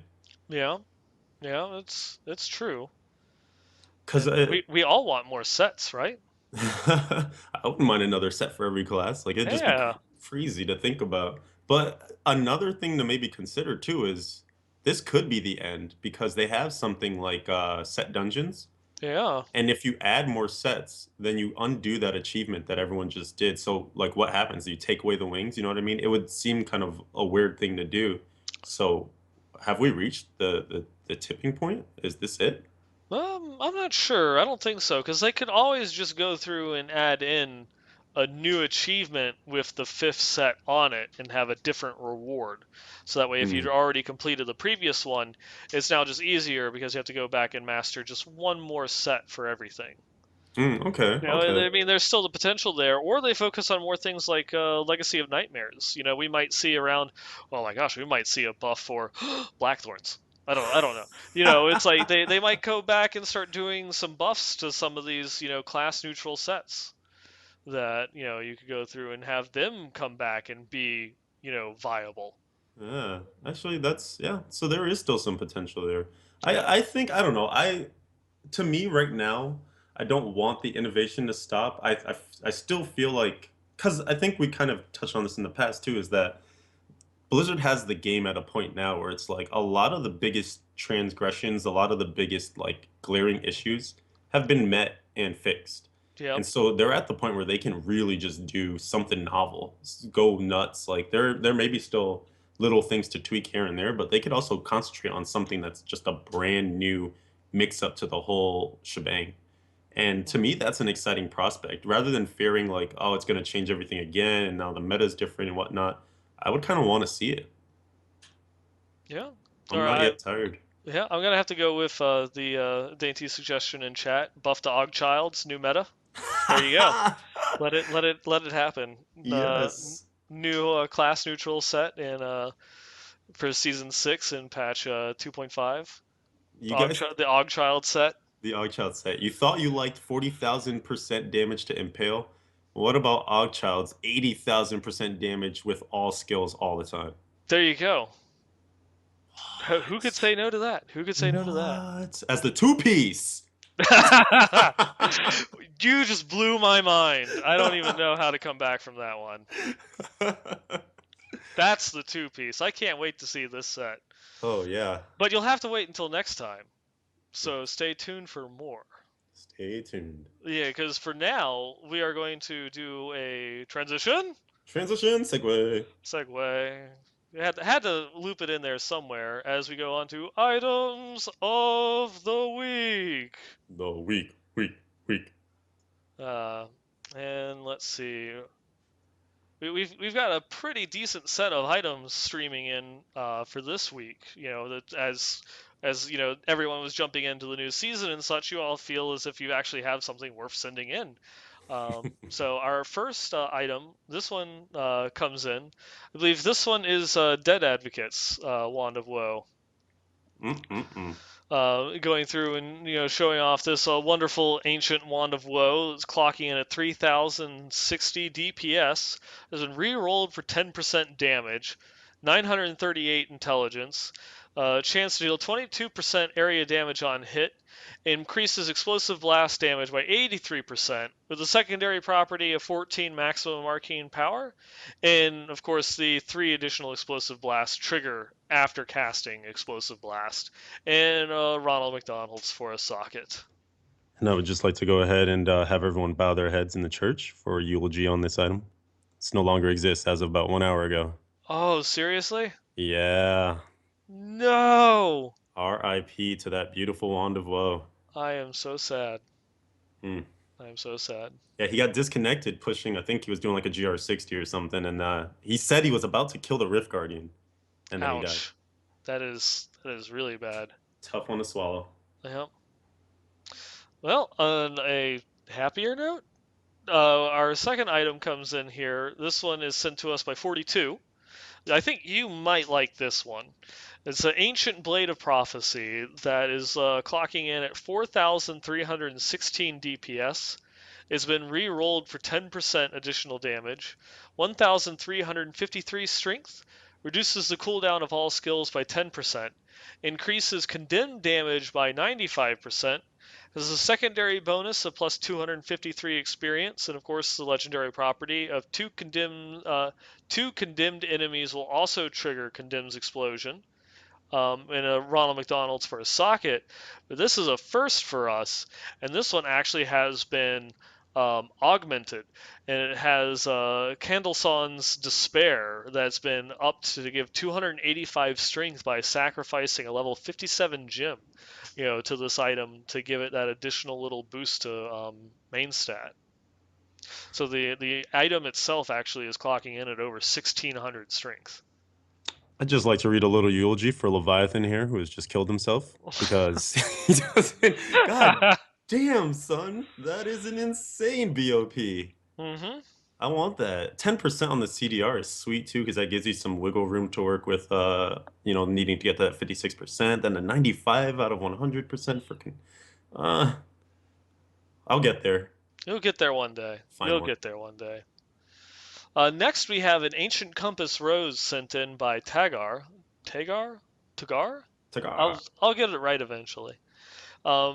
This one has not been touched, but rolled with 586 strength, 649 vitality, increases critical hit chance by 4.5%, 11% movement speed, with the secondary effect of reducing the duration of control impairing effects by 24% in a socket. Of course, this is part of the new Endless Walk set, which will increase your damage while standing still and decrease your damage taken while moving. Hasn't gone through and re-rolled anything on this item yet, so it still has some potential in order to be quite a bit sexier. Mm-hmm. And to compare it, to see how sexy an item like this can get, we have another Compass Rose to compare. Love you, Nolan. This Compass Rose was sent in by Scary Space Beast. I believe this one was submitted via the Discord. I believe that's correct. Yes, Yeah. yes. And now this one is not ancient, but it doesn't matter because this one rolled with 496 dexterity, increases attack speed by 6%, critical hit damage increased by 47%, critical hit chance increased by 6%, 32% extra gold from monsters, and has been re-rolled to have a socket on it. Jesus. Yeah, I haven't and seen one that good ever. you thought Trifecta was dead. Think again. We're bringing it back. He is in fact bringing it back with a vengeance on this bad boy. Oh, damn. You know what's funny? I just realized that we're gonna have to like think about items in a weird way too, because that last compass rose could have been actually a good one for the invoker set. Because if you reroll the crit damage off, put like some Hmm. CDR on there, then that's a pretty solid one for that setup. So it's like even what looks like it could be a okay or bad item might actually be really good. Yeah, that's something that it did trip me up. I didn't even think about that. How crit and crit damage are completely useless, to an Invoker's Crusader. What Yeah. madness is this? What's next? I don't even know. Continuing on, we have another Ancient Blade of Prophecy sent in by Arian. All This right, one is people. this one is 3,805 DPS. Rolled with 1,303 strength, 34,000 life on hit, reduces the cooldown of all skills by 10%, increases condemned damage by a max 100%, has a 3.7% chance to fear on hit, and of course, legendary property of condemn triggers twice on up to 2 enemies that were hit by condemn's explosion. This one has not been touched. No reroll and no Ronald McDonald's been added to it just yet. Is this is the show we're gonna start having now every week with these, huh, people? Is this Yeah, it? this is it. Reroll that life on hit into weapon damage. Although rerolling the base damage, because that is kind of a lower roll looking Mm-hmm. at it. That one is definitely one I would go through and hit in a calculator to whether you should get the 10% damage to it or whether you should reroll the primary.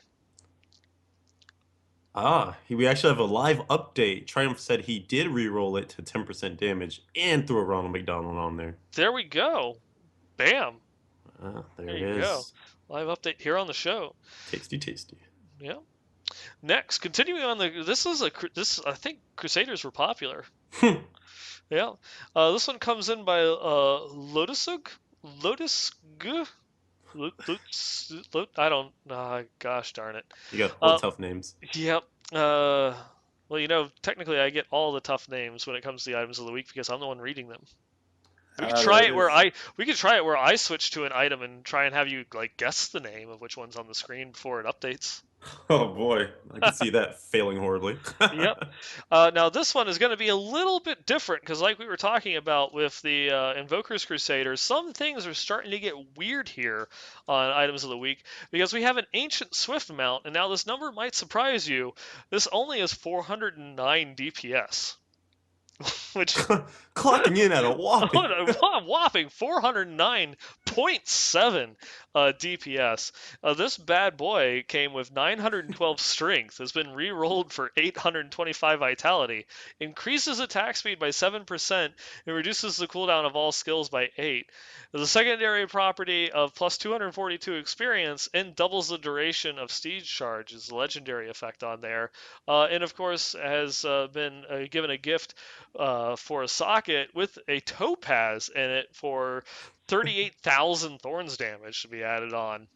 What a time to be alive. What a time to be alive, because I mean, at 1.5 attacks per second, this is a sexy item, Yeah, I actually hadn't for seen. invokers. Yeah, I didn't thought about Swift mount or anyone using it, but like I was mentioning earlier in the show, there are some of those builds where people are using kind of like a permanent steed charge thing, especially because now there's a steed charge rune that does thorns damage. Hmm. So this obviously goes a long way to letting you stay on your horse with very low CDR requirements. So, Very much so. curious choice. Yeah. Coming in towards the end here, we've got a Dead Man's Legacy, an ancient Dead Man's Legacy. Now it's my turn to be jealous, I guess. Yes. This one here was sent in by Charlie. This one is 931 dexterity, 903 vitality, increases attack speed by 20%, so perfect 20%, increases life by 15%, increases critical hit chance by 10%, an almost perfect roll of increases multi-shot damage by 99%, plus 12 to maximum discipline, which is a Nine huge nine nine. yeah, which is Sorry. a huge DPS increase, for the UE builds. And multi-shot hits enemies below a perfect 60% health, or it hits multi-shot hits enemies below 60% health twice. And that range is Jesus. 50 to 60%, where you actually want the higher value on that one, so that way it triggers faster.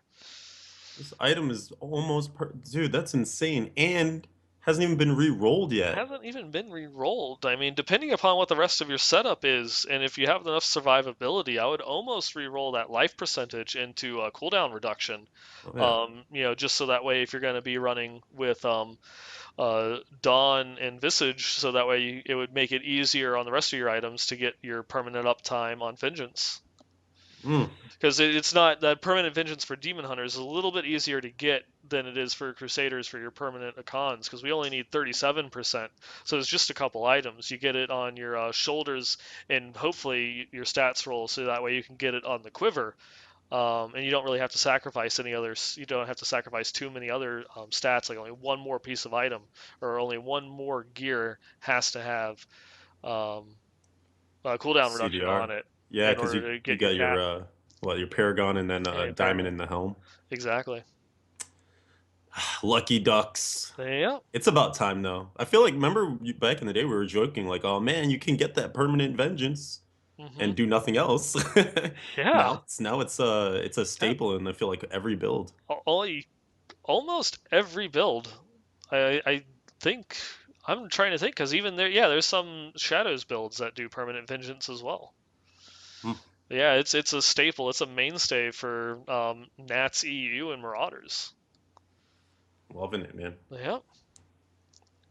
And our final item comes in is an ancient gavel of judgment. I'm slipping up words there as per usual. This one's sent in by replay. This one has not yet been touched, but it's clocking in at 3,825 DPS. It was rolled with 1,276 strength, 1,435 vitality, 2,000 life per fury spent, increases Hammer of the Ancients damage by an almost perfect 98%, plus 20 maximum fury, and Hammer of the Ancients returns 20 fury if it hits 3 or fewer enemies. It does have a Ronald McDonald's on there for a socket, but hasn't been touched on any rerolls on there.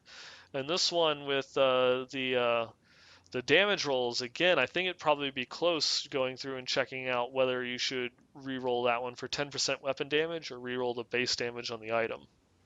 Yeah, especially because the Gavel of Judgment lends itself to the build with IK for Hoda, and that's a pretty squishy build. It got some help because it's one of those spend no resource builds, so you could go like a Killer Curious in the cube or something. Hmm. But having it would be tough to sacrifice all that vit to get a damage roll in there, so maybe it would be like worth it just in general to do the base damage reroll, get the Hmm. vit, and then having that life per fury spent is huge too, because you do, even though it looks like you don't spend fury, you do spend it and you get it refunded back, You so just you're yeah, you're always just it's spending and refunding all back to you instantaneously. exactly, so you get a lot of life return there.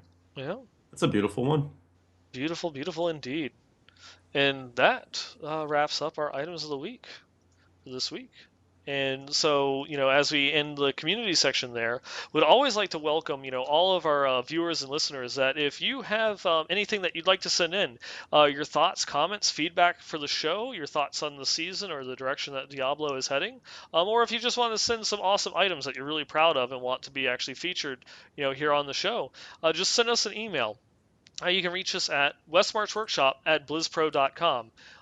If you want to go through and send anything to the show to have it read or shown on the show. And I've said show a lot in the past 5 seconds, so I'm going to stop now with that because I'm rambling and ranting again. But yeah, speaking of feedback, do also want to go through and give another shout out. We got another 5-star review on iTunes this past week. They did not leave a comment, merely a 5-star review on there. So want to say that we definitely appreciate it, Mr. and or Mrs. Anonymous listener out there. Thank you very much for our 40 or 43rd review there. We definitely appreciate it. Absolutely. Yeah. And as I'm going through to getting into the outro here, where I'm going to go through and start spouting a whole bunch of marketing stuff, is there any other comments that you'd like to add? Any topics that you'd like to cover while we still have time before I go into the outro?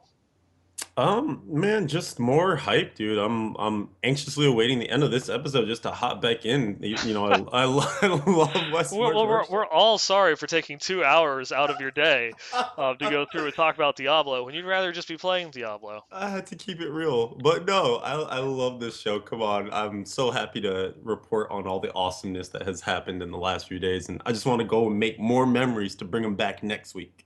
Mm-hmm. Can't wait, Totally. man. Totally. But yeah, like I was mentioning, if you want to go through and send in anything to the show, you can always drop us a line. Our email is westmarchworkshop@blizzpro.com. You can also follow the show on Twitter. We are at the WM Workshop. So you can go through, follow, tweet to us. I know there's some people that love to talk with us on Twitter. There's also a lot of people that like to tweet us their items, in order to go through and get featured on the show. You can, for any of you that don't already know, you can always catch the show live every Wednesday night on twitch.tv/BlizzPro. We go live Wednesday nights around 6 p.m. Pacific, 9 p.m. Eastern. If you want to go through, check us out, hang out with us, and chat and such. We have the little pre-show, after-show that goes on from time to time, where we talk about a whole bunch of other topics outside of the show. Well, mostly, it's still all Diablo. But yeah, you can definitely check us out there. And while you're here, go ahead and give us a follow and check out all the other wonderful shows that are offered under the Blizz Pro Network. Sunday nights, we have the Well Met, where we cover everything going on in the Hearthstone community. Tuesday nights is the Heroes Power Hour. We talk about Heroes of the Storm and play some games with fans and followers. Wednesday nights is, of course, our Diablo Westmarch Workshop.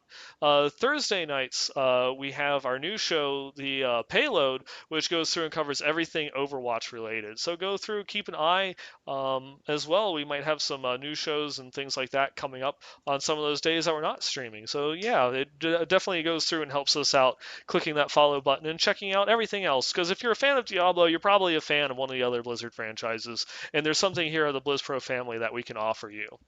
And if you're looking for more news and updates in between our episodes, always go through and check out diablo.blizzpro.com. I'd like to give a really big shout out to Minerva, who is, she's streamed with us before for some of our seasonal journeys. She's a writer over for us at BlizzPro. She's been putting Hmm. out a ton of awesome guides for season 5. Just It's killing it. something that you absolutely have to go through and check out. Whether you have questions about some tips for leveling, where to find set dungeons, we've got it on lockdown. So we've got a great wealth of information for you and everything that you might want to know in season 5 to go through and just check out over there.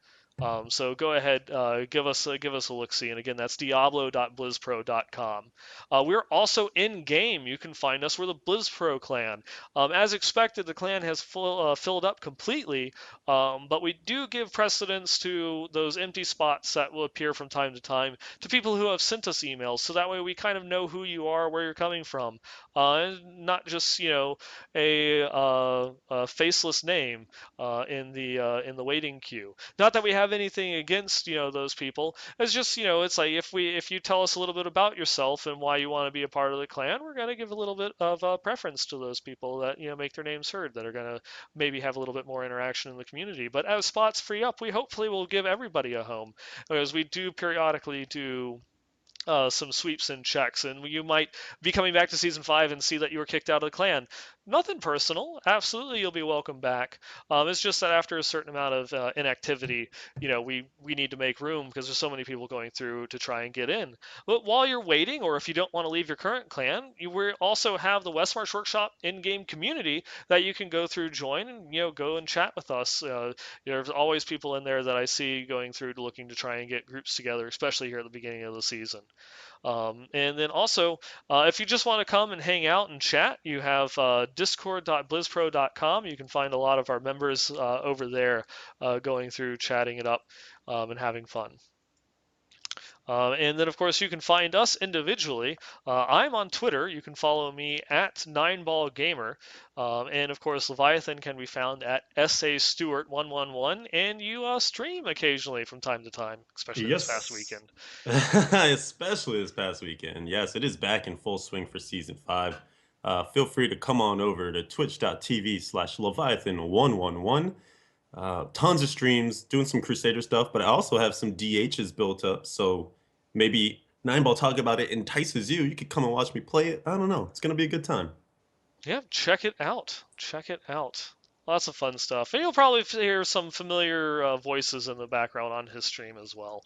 Absolutely. Yeah. Some of the names that you hear on the show occasionally, you might actually be able to go through, meet, hang out, chat, and talk with them over on the stream. So it's something worth going and seeing, being a part of. And with that, I'm queuing up the closing screen here, and I guess even though I already asked you if you had any last minute things to add, but I mean now is your last chance. If there's any other comments that you'd like to make before we close out episode 79. What a dick. What a dick!